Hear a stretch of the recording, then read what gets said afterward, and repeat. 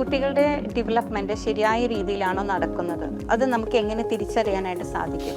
ഒരു സാധാരണ കുട്ടിയിൽ ഒരു ഡെവലപ്മെൻറ്റ് നടക്കുന്നതെന്ന് പറഞ്ഞാൽ ആ കുട്ടിയിൽ ഒരു പ്രധാനപ്പെട്ട 5 മേഖലകളെ എങ്ങനെ കവർ ചെയ്യുന്നു എന്നുള്ളതാണ്. അതായത് അവരുടെ physical development, cognitive development, social development, language and communication development, ഒരു സെൽഫ് സ്കില്ല്. 6 മാസം പ്രായമായൊരു കുഞ്ഞ് ഇരിക്കുക, ശബ്ദങ്ങൾ അവനെ വിളിക്കുമ്പോൾ, പേര് വിളിക്കുമ്പോൾ തിരിഞ്ഞു നോക്കുക, ഒരു സോഷ്യൽ സ്മൈൽ ഉണ്ടായിരിക്കുക.